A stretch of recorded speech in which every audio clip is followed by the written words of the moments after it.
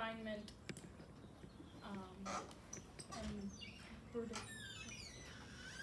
Well, anyway, you're my first friend here. You did that good. Okay. Corey walked out. I think he went to get our other guest. So right now, or do you have some? Yeah. Okay. All right. So class, we have been talking about this day since last month, maybe a couple of weeks. We've been talking about an organization which has been most profound in my life and in the life of so many people here in San Francisco. Gentrification and genocide. There are several families and people who are no longer here and their roots have been uprooted, who have lost their lives or given their lives or been tricked out of their lives. There are people doing life that were raised right here in the city and did not have access to the mainstream economy of the city. In certain neighborhoods, people weren't expected to live beyond a certain age. And I remember right when the war started to rage in the black communities with young people, and it was after the death of Peter Lee. And I remember that it changed. There was a brutalness. There was always fighting, there was always turf stuff, but there was a brutalness when we lost Peter Lee to the barrel of an AK-47. It brought a new element into the game. And from there, we've just seen the ante go up and up and up. And there are people who can do things about this, but have sat by passively and watched this happen. And my question today is, if this was happening in other communities and not to brown and black people, would people be sitting passively by while this happens? So today, I want to introduce to you someone who has been a dear friend, a mentor, and someone who refused to just sit by.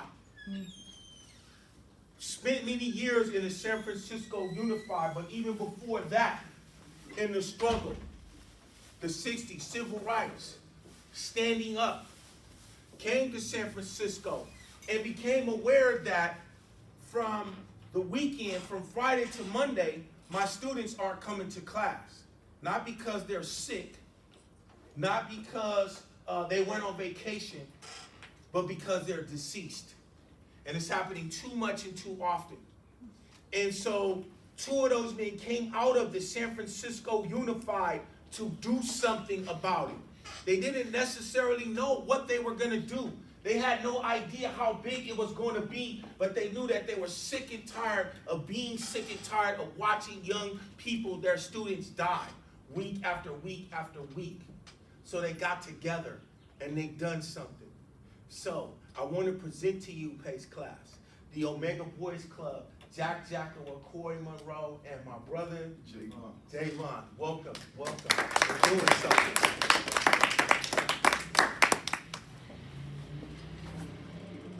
Go for it, Jack.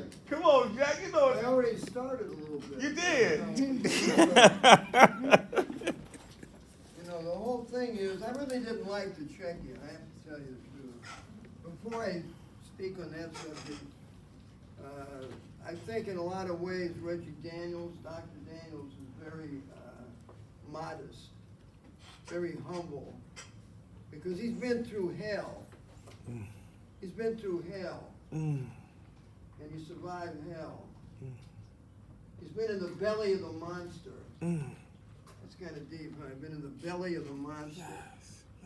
And he's come back in one piece. 2 arms, 2 legs. Made him stronger, made him wiser, made him more passionate, made him more loving. And you have to recognize that. You're in the midst of greatness. I think this is every regular class. I'm not sure all the preparation I mean here, but you know, if you're with him at all, you're with somebody of greatness. And I was just reflecting, sitting there, that I've seen him do this so many times with prisoners. Okay, with prisoners, people that are locked up. not just physically, but emotionally, spiritually, people that are locked up mentally. And I've seen him work with students, by the way, from USF. I don't know whether they came from this class, did they? No? Yes. They did, okay, well, maybe you'll have that opportunity. Haven't done it for a while. But also, I have to just say that he also was teaching a class for many years in the jail, in the county jail in San Francisco, in San Bruno, which is where the county jail is located. It's kind of weird. You know, I say that, doesn't make much sense. Same as the county jail is in San Bruno, California. But anyway, he was there for many years teaching some of the more violent young men who maybe from 18 to 25, you probably all fit in that category, men and women, but just happened to be on the men's side. And they loved him. They loved every word, every sentence. You're sitting around some greatness, so I gotta let you know that. But the main thing, I didn't like the check-in. Can anybody tell me why I didn't like it? Somebody talk to me, because on the last question, this great woman over here, young sister, young queen, she answered, gave a good answer to my other question, yeah. Before we dive off into that, can we just address people's pronouns and identities before we move on? Sure. So I'm Dewey Love is my name. Pronouns are he and his. Identify as a man. Okay. Yes. Yes. I'm not sure what you're doing, but go ahead, I'll try to catch on. So what he's touching on is basically not everyone uses the pronouns that we may think that they use. So we're just gonna go around the room so you all know like the pronouns that people use in this space. I use she, hers pronouns. My name is Okay, Raina. fine. My name is Bruce, it's he, him, male. I'm Nicole. I use she, her, hers pronouns. Professor James, I use he, him, his. My name's Ashlyn, and I use she, her, hers pronouns. My name's Robin. I use he, him, his pronouns. I'm Sol. I use they, them, or she, her, hers, and I identify as non-binary. Callista, I use she, her, hers pronouns. My name is Max. I use they, them pronouns. I identify as non-binary, so I'm in the middle. My name is Jesse, and I identify as he. Joseph, he, him, his, male.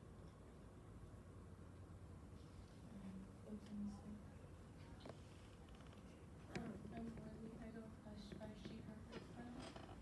Georgia, she, her, hers. I'm Raina. I go by she, her, hers. Sadie, she, her, hers. Javon, he, him, his. Corey, he, Jack like 70 something, he don't know what the hell. Well, no, I don't know technology, I can add, you know, but I'm up to or whatever it is fine. But, somebody answer my question now. Why don't you answer my question? Can you repeat the question for us? Question was, why do you think that I didn't like the check-in? I don't know enough about you yet to really answer that.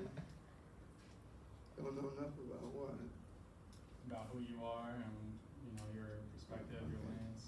That's cool. Anybody else want to answer that question? Why do you think I'm standing up here, an older person, just told you that I'm in love with Reggie Daniels.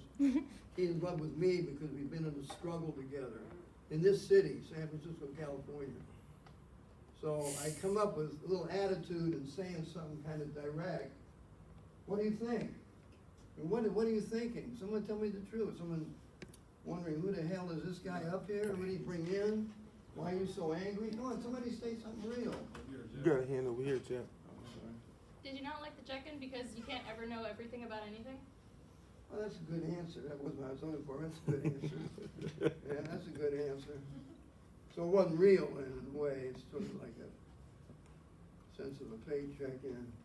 It's not real, right? Like how you feeling for real right now? So that'd be a real check-in. How you really feeling right now? Because I've been around the world twice, talked to everybody once. And I know in this class of 15, you know, good-looking students, look like students, that's what you look like, students at a outstanding academic institution. You understand me? The question is, how do you feel? Because somebody in this room was in this circle in the last 6 months has thought seriously about suicide. Uh-oh.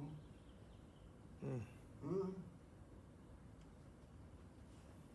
But nobody answered that when you check in. Too real. You can say, well, that's too real for this class. That's what we're supposed to do here. I'll tell you something. You'll never know anything about anything until you know yourself. Know your own true self. You know your own source of anger, your own source of pain, your own source of fear. Until you get in touch with your own feelings, you're not too young to be in touch with your own feelings.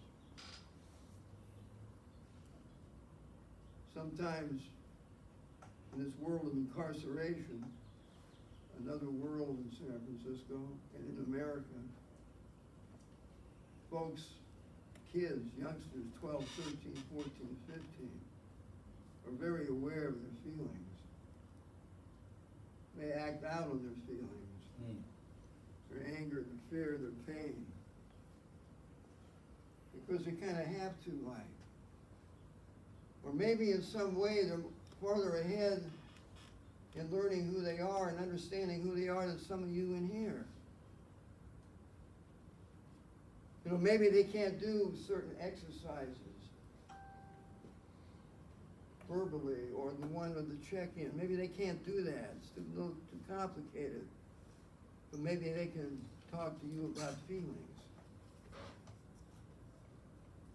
Because in all these answers we had, until you get to know your own true self, you understand what I'm saying? Some of you look like you're in shock.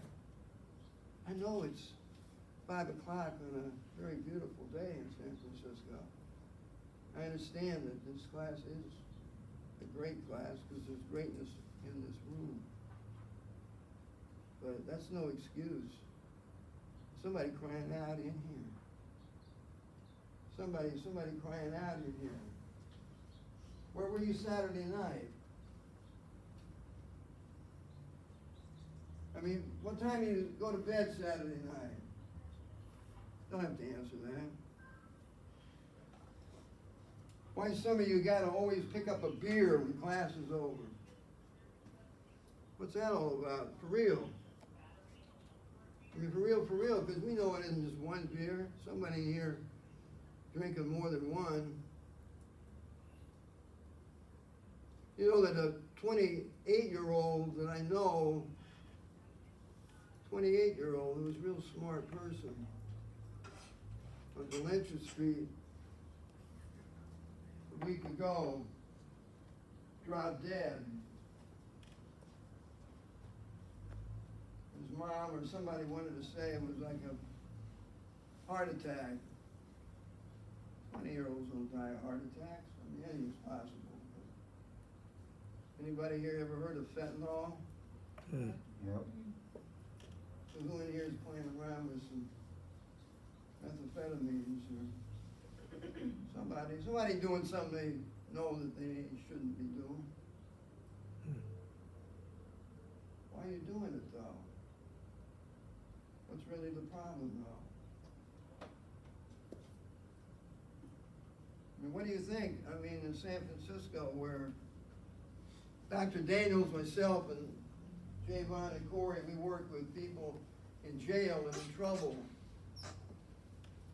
People that are homicidal, people that are suicidal, people that are hurting. Why do you think that exists in this beautiful city? This is a gorgeous place. I've never really been up here. Actually, you know, years ago I was here for Gilbert and Sullivan, some crazy musical. Somebody brought me up here, and this was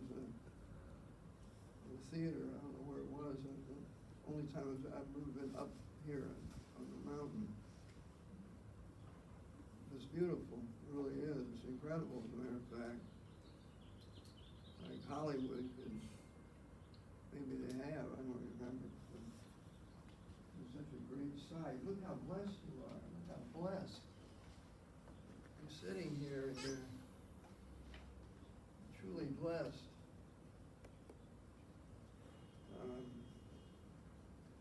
I mean, I don't have much time, but I don't want to shake you up too much, but I want to shake you up a little bit.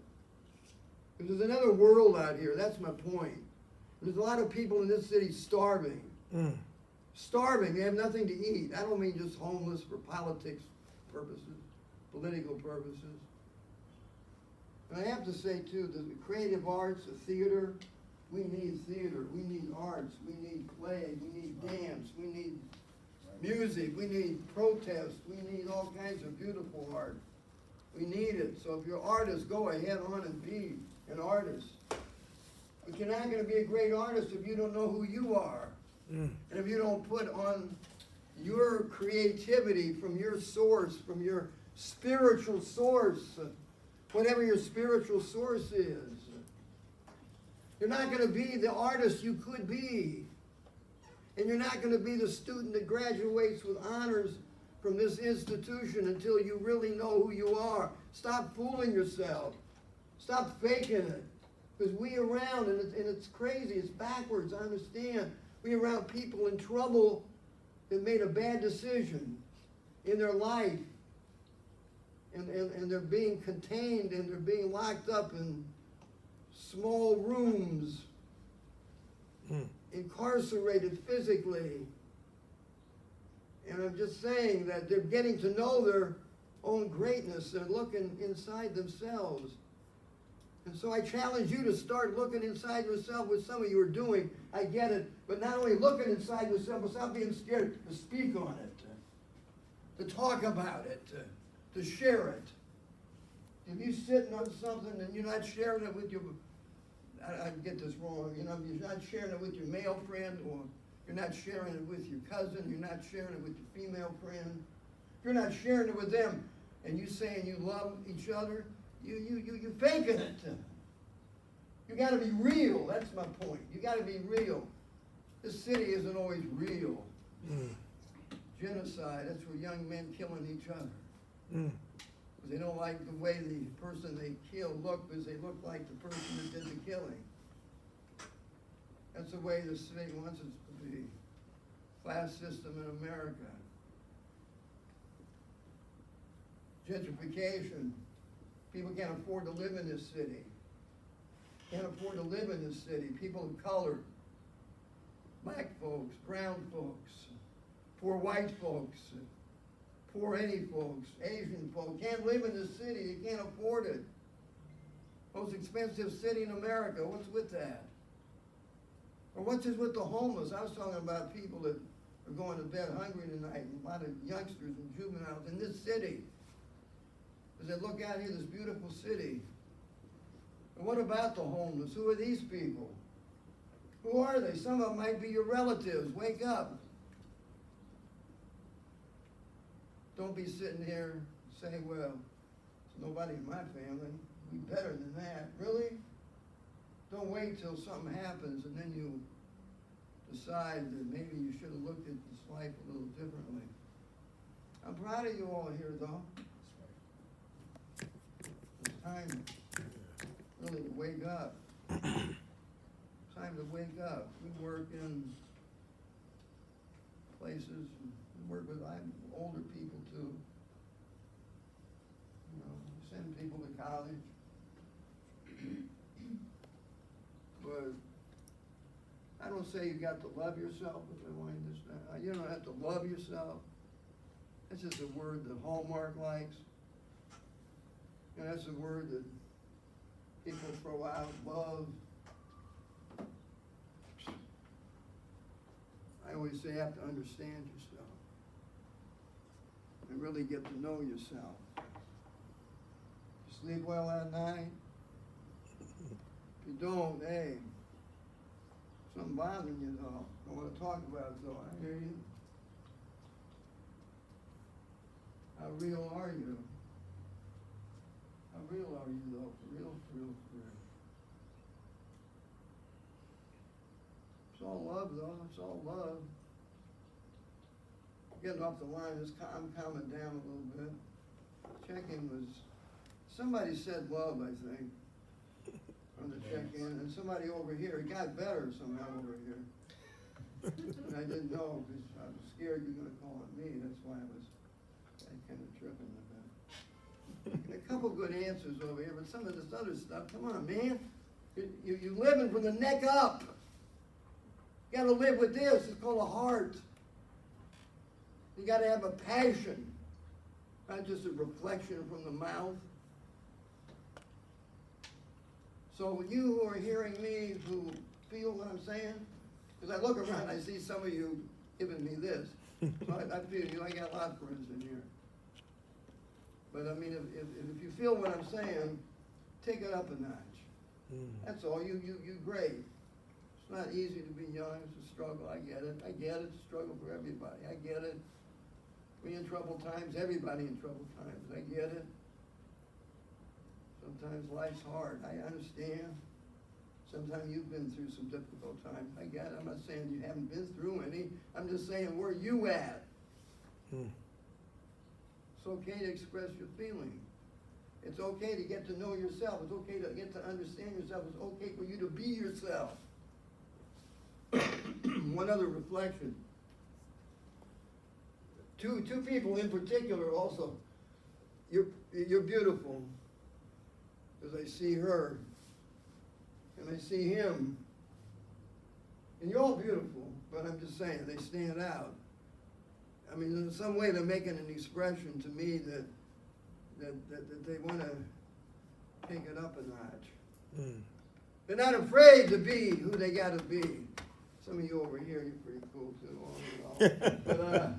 But anyway, and then a couple of you looking at me like, damn, why did Dr. Daniels bring him in? That's okay too. It's a wake-up. It's all out of love. I'm going to sit down. I could go longer, but have him ask me back again. I'll give you some other stuff. You understand me? I really didn't get started, but it's all love. You get it? Yes. It's all love.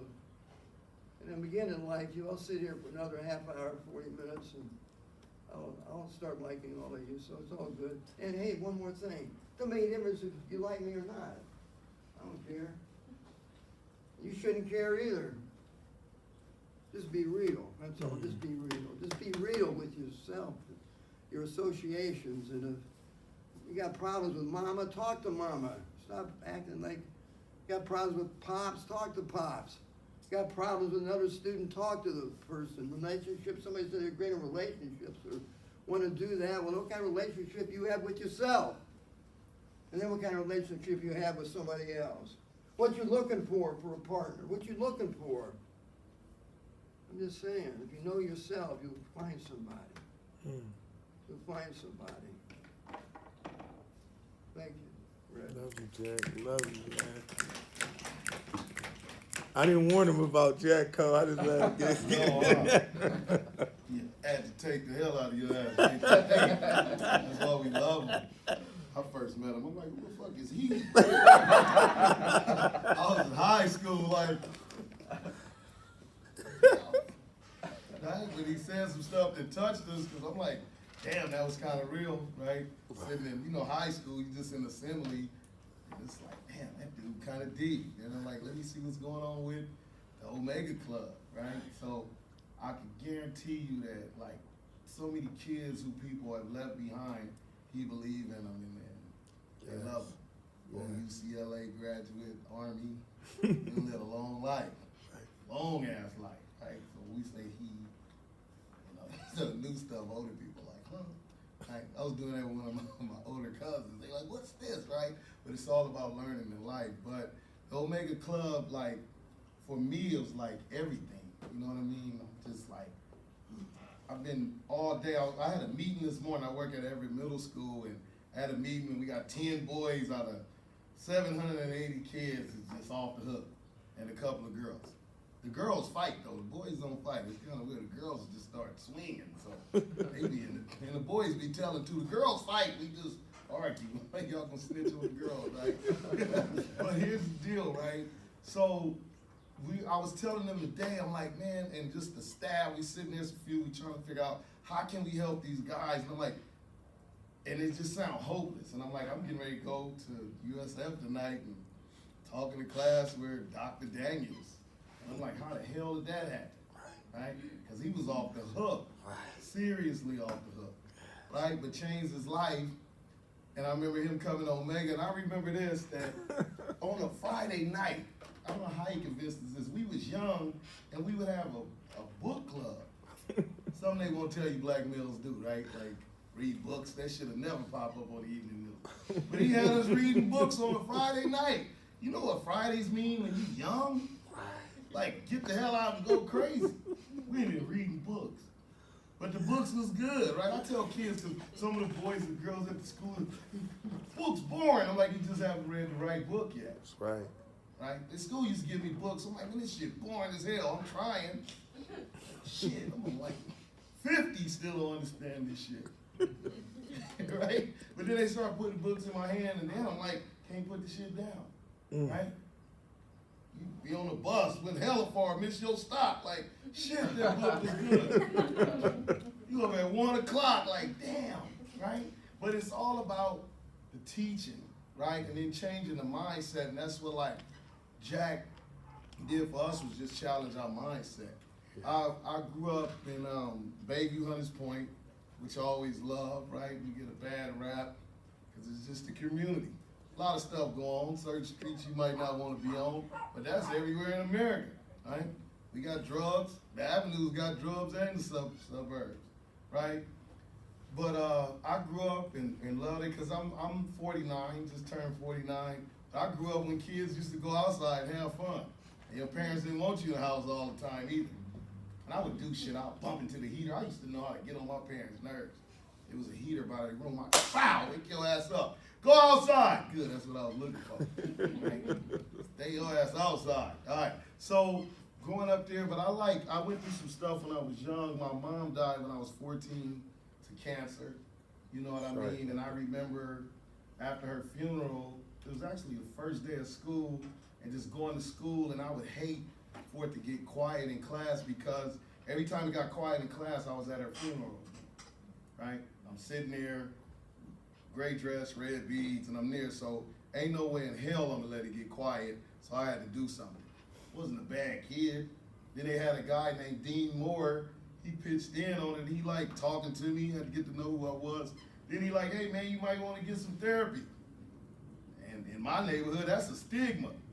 But I tried it out, went. I used to run. They had the building in Hunters Point. I used to run around the building, Ridge, and run in there hella fast because I was worried about what everybody said. Then we had it on Gary Street, and I had some friends that was Jewish, and they was hella cool with therapy. Oh, you want to see the shrink? I'm like, damn, y'all having fun? It's cool. So they made me feel like it's cool to go see the shrink. So I didn't have no problem going to therapy. Just going to see my shrink. I'll go back to the hood. They go like, what the fuck is a shrink? But that's how it goes. So the thing is, just trying to go through life, and places like Omega was able to help us get through life, plus all the peer pressures, right? And we have a teacher named Kamaria Carnes. She's a black lady from Seattle, and she said a lot of our students, they have an image of being black, right? And their image comes from TV and the music, so that is just to be rough, tough, and just be wild. Not understanding that black people all have all kind of lives, right? You got black people who go to school, educated, then you have some that hang out. It's just like any other culture, but they just feel like, hey, I gotta be rough. So Omega was able to take me places that it taught me a variety of different things. I was going to a meeting on Tuesday night, sitting with a whole bunch of, it was boys at first, but then we had Siobhan Hunter, who came and changed that shit. Like, y'all not just about to have no boy shit. Like, hell no, I'm a girl. We like, get out of our club, man, quit playing. I'm here, and then she bought some more girls. We like, what the hell going on? Then they just started running the club, right? So she integrated the club, which was good, but it was all about challenging ourselves and then feeling good about learning, getting an education, then going to school and sitting in the front. I never forget, like Jack them used to tell us, sit in the front of the class. Like, man, you crazy as hell. I'm trying to be far away from this teacher as possible, right? Because all my other friends sat in the back, right? But then we started moving to the front and scared the shit out of the teacher. Well, the first day I sat in the front, the teacher said, did I do something wrong? I'm like, no, I'm just sitting here. Like, what's up, right? But you know what it did? It made me pay attention, right? And I learned at Omega how to ask the teacher hella questions, then they leave you alone. I just start off asking, they ask 5 questions. I'm cool for the rest of the class. I call on from somebody else, great, that's what I wanted you to do, right? But the thing was, Omega was just this hub about teaching us about life in the middle of going through what we was all going through, because in my neighborhood, it started to be issues with, and we on the other part of San Francisco, like here is someplace where people from our community rarely visit, you know what I mean? So going through stuff where it was like turf issues, gang issues, Hunters Point versus Sunnydale, Fillmore started out with fighting, then it started out with shooting. So it's like now as a young male, and you got young ladies over there, we just trying to survive the neighborhood, right? Along with that is drugs, right? Along with that is some older males trying to get at some young girls in the community. We didn't know all of this till we got older. Like, damn, she was messing with that old ass dude. That a dude, he's old as hell. He used to come mess with the girl. We like, ain't you like 50? One dude, we was gonna beat his ass. Like, you too goddamn old, right? You got like a grandkid. And then we telling the girls, leave this dude alone. But then back then, somebody had a car that was kind of fascinating because we all just some kids catching the bus. You know what I'm saying? But the thing is about our neighborhoods was just, how do we survive it? How do we get out of it? Then all of a sudden, they got this drug called crack that came, right? Which I seen hard-working people in Hunters Point, like a lot of people, I was probably about 40% start using drugs, which was my friends' parents. That's a whole nother ball game. I had friends that was nice, they were really good people, but when their parents started using drugs, it turned them into being a mean person. I'm talking about people who's going to church, great people, feed the birds, bread and all kind of shit, but when that happens, then it makes you angry, right? So then you had this young innocent child whose parents is on drugs, right? And it makes them mad. Then all of a sudden, you got this place where you can make hella money all at once. My dad used to give me $1.50 every day. It was hella cool until the drugs came out. I had a friend, he had $50,000 in a suitcase. We was 17. I'm like, damn, from where I come from, that's a hell of money. And it wasn't his parents. Like, I get it, parents got money, but damn, when you 17 and you got that, then I'm sitting there like, shit, oh, how you do that? Right? Ran up the hill, they had these guys called the Harper Boys. I bought a rock, busted down, you sell it, I got $80, then I started making more. The only thing is I never wanted to go to jail though. I wasn't tough like that. I see the police throw all my shit, they way over there, they ain't even close. You ain't catching me. So I was like, well, this drug stuff ain't gonna work, right? But a lot of people got caught up in it because it was so much money. And then we was talking to the kids today, Dr. Daniels, and we have kids who going through the situation with snatching iPhones and laptops. It's not necessary they have to do it, but they get $300 or $400 from somebody they turn it into downtown. And then the same stuff, I'm hearing boys saying, well, my mom giving me $4 a day, and then I'm, right? So it's the challenge they go through. So then I'm like, well, damn, can we get the police to mess with the people who having children? That should be some old other charge too. You got a child coming here, you giving him some money, your ass need to be something. I don't know what it is, right? I'm not that nice on the jail shit. Everybody else, nobody should go to jail. Oh, hell no. Yeah. They ass need to go to jail. Like, I'm not with that shit. But here's the deal. It's all about the mindset. So Omega was able to get in our mindset and make us think, like, okay, you get all this money from selling drugs, but they also were sending people to jail for a very long time back then. You got caught selling drugs, they were sending you far away. And then Reggie and them was teaching us stuff like, because we didn't know, we just thought, because the way the media is the media ain't no joke. They'll have you thinking like black people bring drugs in here, right? Then Reg and them had us look at like, man, there's hella kilos, tons of dope come. We don't have no ship, we don't have no planes, so how the hell it get to us? right? Then you got cops. What's that TV? Bad Boy, What you gonna right? do? So then all of a sudden you got all these black males selling dope, so you just think they the worst people in the world, but they really not bringing it in. But when they get caught, they get the worst amount of time. So I always knew I didn't want to go to jail, right? So then Jack and Dr. Marshall and them, they had this thing where, hey man, we can help y'all go to school, we can help you go get a trade. And then I never forget, I'm like in 11th grade, and I went on a college tour down south. And I saw black people in colleges. They got like 150 African American colleges, right? Because black people couldn't go to college back then, so they had to build their own college out of the church. Big ass colleges, bricks. Like, it's beautiful. I went down there, was like, what the hell is this? I cried. I'm like, why Dan Rather never showed this on the evening news? Right? I used to turn on the news, there's 4 dead, 5 dead, 6 arrested. Like, damn, I don't want to watch this, right?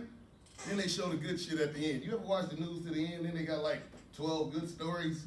Like, did you show that at first? A man rescued a dog, got a cat out the tree. Can we get that shit first? Untangle the pony. I seen a dude on TV the other day. He was riding the pony like this. I'm like, yo ass, you wrong as hell. But he's like, giddy up. That motherfucker was going. What's that new shit, TikTok? They need their ass whooped. But check this out. So the thing is this, right? I like to laugh too when I talk. I don't have one of the stories where you want. I like to laugh. That's how you live, right? Laughter is funny. Sometimes I laugh at the wrong shit. Like, I was at the gym one day, somebody was on the treadmill, they fell. It wasn't the fault that they fell, but the motherfucking belt threw them off. That's where I lost it. And then Jim was like, I was like, you all right? That's kind of fucked, but it's like the belt was like, yes. All right. Then the other day I was on the treadmill with my phone, like, all right, that's gonna be your ass. All right. So the thing is this, right? It's all about like what you see. So I was able to get down to these colleges, and I saw black people in college, and it just blew my mind. Thousands and thousands. And you get down to like Morris Brown, Morehouse, Spelman, it's just all these black colleges, they're around each other, and it's like, damn, this is what young people need to see, right? Then you go to a game, you got black people, they playing like the marching band, then they spelling shit while they singing and they spelling. I'm like, damn, did you just spell that shit? Like, how could you do that, right? But this is something black kids don't see in Northern California. So it's like, damn, how can we bottle that up and bring it out here? Because our kids more like gang banging, robbery, all the stuff, so they don't see that down. And then we was in Atlanta, Georgia. They don't even have half the resources we have, but the kids are still thriving. Like literally, you have to work at McDonald's, Burger King, or somewhere to just have a job. But they just as happy as they can be. Not that they don't go through the same stuff, because they got drugs and all that, but they do have they have an image of black people that's just totally different. So I got that in my mind from when I seen that, so that just gave me so much hope. And I try to bottle it up and tell my friends, which was like hella hard. So I ended up going to college in Atlanta, Georgia. So the thing was, they gave me hope, right? And along with it, Jack was helping hella young people that was in juvenile. We was going to juvenile, so we was changing lives. Of course, we lose a lot. We lose a lot. Some die, some end up in jail. We can't save everybody, but we do get a chance at changing mindsets. And that's what it's all about, is giving somebody hope and opportunity. And we've been doing this, Jack been doing it longer than me, but I know I've been in it for about at least 30 years or so. And it's all worth it. I was just telling somebody today that we still gotta have hope, you know what I'm saying? And then I think when you black, it's just all about fighting for like, hey, I got something to say too, right? Because even at my job, my job love me, I'll speak up anytime. I don't give a damn. We just gonna be some emailing ass people, right? I stay in email battles. If you don't listen to me, I'm gonna email your ass. Well, like, stop emailing everybody. I'm like, well, tell them to stop saying their little shit real quick. All right. People say little shit and want to walk off. Fuck that, read this. All right. But we love each other though. We just hell a lot. I don't know, we got a weird ass staff, but we kind of get at it and we love each other. We just had the Black History Month and they didn't call no black people to plan it. I went the fuck off. And like, why we didn't tell Corey? Right? So they'll never try that again. But it ended up being great. We had the mayor come up, right? The kid's like, how you get the mayor? I just asked her to come up. Like, it's just that simple. Can you come up to our school? And I put a little pressure on her. Like, I'll never see you at middle schools. I'm like, that's kind of cold. Like, you too big for our little, right? So she came. Like, sometimes you gotta run a little manip too. Like, you know, because they say all this shit when they running for mayor. I'll come to the schools and all that. Remember you said you was gonna come to the school? Well, come then. All right. But the thing is, we have to be the ones to speak up. But I learned speaking up at Omega Boys Club. That makes sense? Or Omega Club, which is Omega Club, alive and free, thanks to Siobhan. But like, hell, like, this ain't gonna be boy shit. You gotta share. But the thing is, Omega taught me so much, and it taught me survival, because my dad ended up dying in 1989, so I lost both of my parents as a teenager. But thankful to Jack and Reggie and all these people, they taught me how to survive life. Like, how to get a job, how to go to school, how to voice your opinion, right? I hear that somebody has an opinion on something, but I also have a voice also. So it's just about encouraging people, reaching out, and with anybody in here, I've been working with young people a long time. I would ask that please show them something. They need arts, right? Our kids love to dance. It's just not in the school no more. When I was in school, we had arts and craft, dance, wood shop. We had everything. The school just took it away like, oh, we're just gonna learn education. They get bored. We got 6th, 7th, and 8th graders in class for 90 minutes. Could you imagine? They going damn crazy. You know my best thing with a kid, you wanna take a walk? Hell yeah. Just a 10-minute walk. Sometimes teachers get to talking, you just sitting there like, holy shit. Right? Then the teachers get mad because there's so much technology, Javon. You know how you write this down? Kids have phones now. I seen the teacher get hella mad. They wrote it down. Can you write it down? The little student just walked up from 6th grade and went, boom, took the picture. Teacher got hella mad. Why the hell he gonna write it? He got a phone. And then you are supposed to agree with the teacher. I was sitting there like this, like that was some smart ass shit. Our kids is hella smart. They had this teacher told, it was this girl, it was a big ass class. So he tell the kids, what do you say? A dog can't drink a soda because he don't have no thumbs or something. And the little girl said, he can lick it up or some shit. He got a tongue. So the teacher got hella mad because he felt like the dog couldn't. He tried to make it away like a dog can't just drink a soda like this. Kid, like if you drop it on the floor, he can. So teachers get mad. Sometimes it's ego with men and women. Like for real, we got egos like hell. We don't let people grow. But the whole thing about Omega, as I wrap this up, is it's just there to really help people and give hope. And that's what Jack and been doing for like years. And then you got people like me, Javon, and Reg, like we just want to carry on the tradition. You know what I mean? Even though I've been working in the school 20 years, I'm ready to retire, but really I'm not going out them the kids I work with. You know what I mean? And I've seen countless people change their lives over and over again. Like my nephew is the supervisor of San Francisco, my sister's son, Shaman Walton, right? I never saw that happening, but thankful Jack sent me off to college, and then he ended up going to the same college I went to. He used to follow everything. I used to hate him following me, right? Then his ass tried to turn around and close juvenile. We damn near had a fight about that. I'm like, juvenile can't help people. But I mean, with what Jack taught me, was able to help my nephews, and then all other nephews pretty much doing good. So it's like when you open up an opportunity for somebody, it helps every other person. And you know what we told my nephew when he first started to run? First he was school board, we was like, you ain't gonna win, how the hell you gonna win, man? We like Bayview, you moved to Vallejo, moved back to the city, ain't no way in the hell you gonna win. But guess what he did? He just jumped in the race. Right. Lost the first time, got his name known, right? He was all shit campaigning in the Pacific Heights. I'm like, who you know up there? But, and he's kind of handsome, that don't hurt, right? Sometimes he's standing back at me, somebody looking at me, I'm thinking it's me. Like, get your ass woman back at me, man. I have a little hope right there. But the thing is, you never know who mindset you're gonna change. And even with our boys at the school that the 10's supposed to be hella bad, are the worst kids, we don't know what they're gonna end up being in the future, right? We could never say that. How the hell could we predicted Reggie would be Dr. Daniels, right? I cried seeing his pictures when he graduated. Like, I was crying, like, ooh, shit, that's deep. Get a little cap on, what that means, doctor? That little weird ass cap. Like, you know, that little real with the tassel. Like, you know that's some major stuff, but it happened. right? So when people see somebody like Reggie, that lets it know that Dr. Daniels, that there is hope. Here we are on a Wednesday night at University of San Francisco. Some we probably drive by, but we here, you know what I mean? I got another friend, Marco, who used to work at Everett. He's a professor up here. So it's like, it's deep how life changes, right? But going forward, we have like Jay Vaughn, who's, I think, much better at this work than I am, which that's what it's all about. Does that make sense? So we just keep pressing and just giving hope, you know what I mean? Because that's what it's all about. And all kids and young people want is somebody to believe in them. Somebody to, right, talk to. You know what I do? I learned from Jack. Sometimes they ain't all about talking. Sometimes they hungry. Buy them a sandwich, right? We eat a little sandwich, and they be asking me, I want a sandwich. I always mess with them because it's all this new food.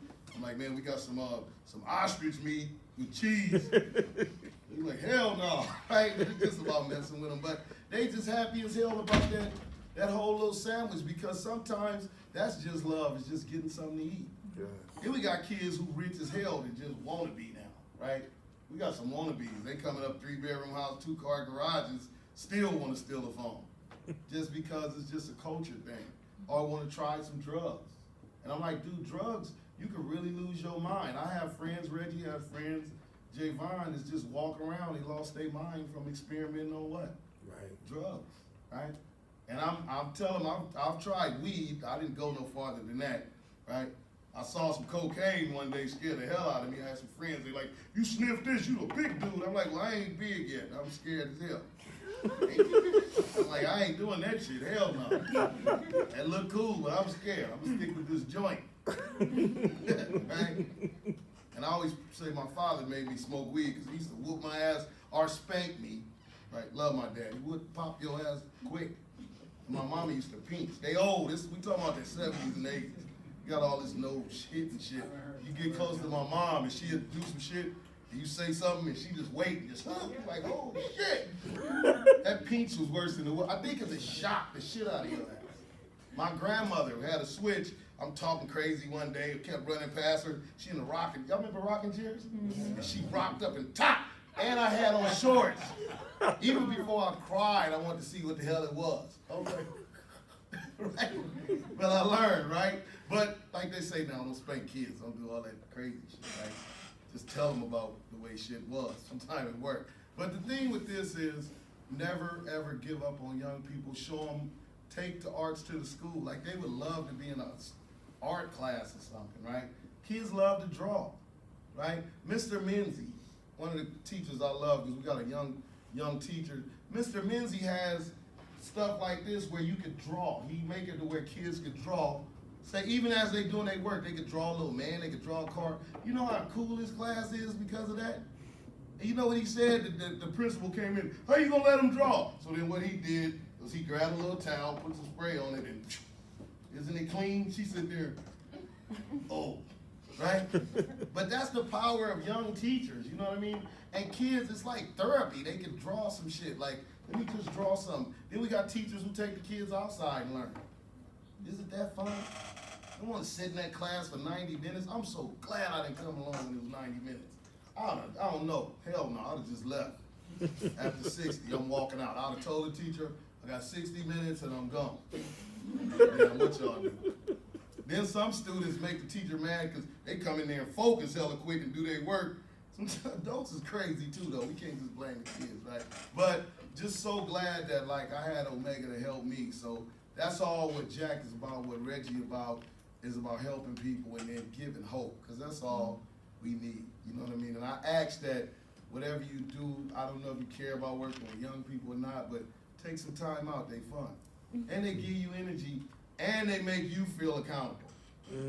I had a drink in my hand one time I was in the neighborhood. I don't know what kind of drink I had. And the kid was like, I thought you said don't do that. I'm like, oh shit. First I wanted to say, get the hell away from me. It's Friday night. But all he was saying was, look, dude, you're standing outside, you told us not. So I had to take that into what? Consideration. Absolutely. Even though it was my Friday evening after work, right?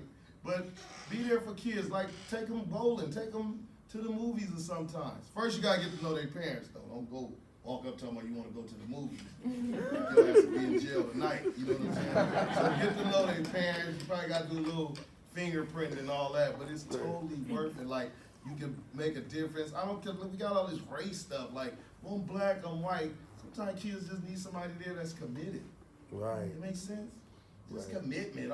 Yeah, of course they gonna they say shit to me, even though I'm black, but after a while, if you committed, then they realize you're gonna be there and just love you for what it is. Kids get so happy if you just buy them an ice cream. Little dollar ice cream. They don't even want the $4 one. They just want the one the man selling out of the little thing for $1. Right? So, but I'm glad to be here. This is just too awesome to me. Like, something I never thought that, man, one of my big brothers who had a reading group on a Friday night. I think we should try that again. Let's start it back. Probably need some pizza with that, right? It's totally working. But this is Javon. This is like, he one of the best, man. Like, he one of the young dudes. He came up to the school this morning. We started out in the meeting this morning, right? And he really loves the kids. One thing I like about Javon is he asks the kids questions. So he good at getting dialogue going. Like, how you feeling, right? So we were sitting today with Javon and all these people just sitting there, and he just like, hey, can I come up here on a Monday and just talk to kids like one-on-one? And there's power in that. And that's the beauty of it. I'm 49. I admit some shit I'm just not willing to do no more. Like, I don't work on Saturday and Sunday because it's my time. Like, I don't care. Like, I need Corey time. People try to make me feel good. I'm like, so what? They're like, so-and-so in jail. I'm like, you gonna be there to Monday, right? Yeah, all right, should have did it. I'm just playing. Some of y'all sitting there. That's hella mean. Ain't nothing I can do anyway. The judge don't come back to Monday. Shit, what's the pressure? All right. I like to laugh though. So don't like There you go. I get a little nervous speaking in new environments, so bear with me. Talk about how I stumbled upon Omega. So I'm 26 now. I met Jack probably when I was 12 at juvenile hall. I think I got arrested for like a petty theft around that time. So my upbringing, I'm actually the product of that environment that Corey was speaking to. You know, with their generation and the drugs and all of that, and in the streets. So my pops was into the streets, and I didn't have him when I was growing up. My mom raised me. She did a great job. Strong woman, and with me being a young black male, for me, I needed a different type of guidance that I seek in the streets.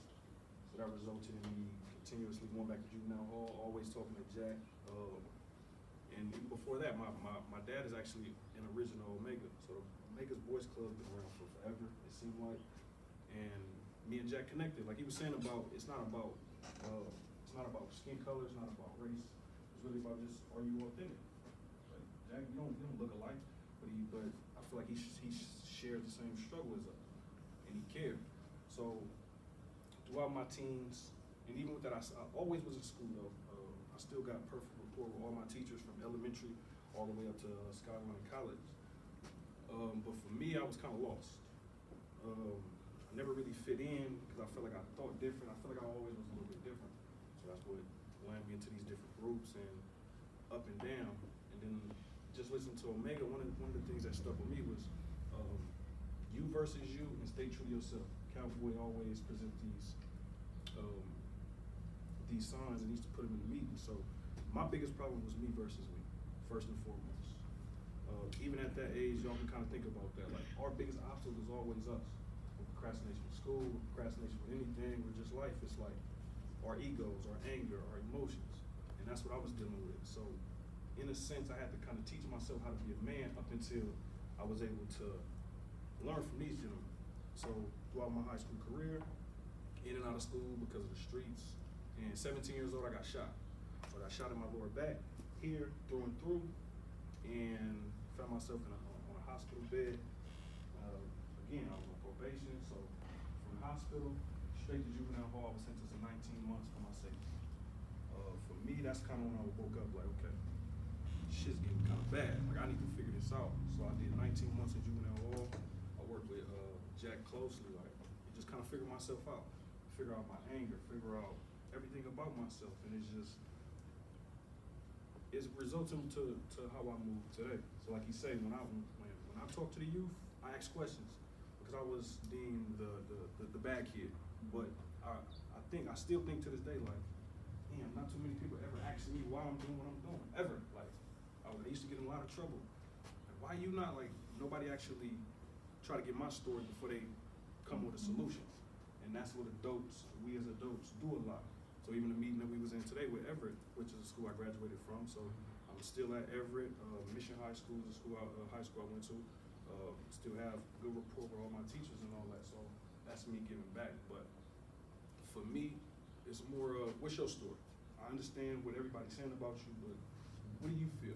Why are you doing this? And usually that's when I get the best reaction, or because people don't listen. Understanding that even in my path, I feel like I always was alone and dealing with all the emotions that we deal with. I get that. Most of the people in the world feel alone. So why don't we listen? Like, you gotta ask yourself that. Y'all here chasing a degree or whatever, what do you plan on doing with that degree? Are you plan on just getting a job, working into the fold, or actually making a difference? So me, like I said, I feel like I didn't have no role models up until I met Omega. I didn't have a lot of things, so I am that today. Like, everything I do is with even just how men are. I feel like I gotta go. I'm the perfect gentleman because I don't see it a lot. When it comes to mentorship, I'm listening. Like, I'm trying to be what I don't see in the world. So you kind of got to take that into consideration in all your processes. If what you're doing is just for you, what are you doing? It feel a little bit better. Yeah, so back to the Omega Boys Club, it helped me because it was, first and foremost, it was just strong men, all walks of life. Not everybody been to the pen, not everybody, come from the streets, but it's just authentic individuals like, look, try this out. And that was my process. So you know what, let me try this out. So I went from juvenile, got out, Skyline, Brown. So this is kind of like my brand that I'm putting together. I'm a freelance photographer. This is actually I actually looked up. This is on the back. So yeah, even with photography, I feel like it's a way for me to actually help my community. Because now I'm in the process of transitioning into film. So we can actually, these conversations where we get advice, I plan on actually doing skits for it and a bunch of things. But for the most part, for me, my story is basically just being what I don't see. Continuously, every day. Like, I go out my way for people and it's for no reward.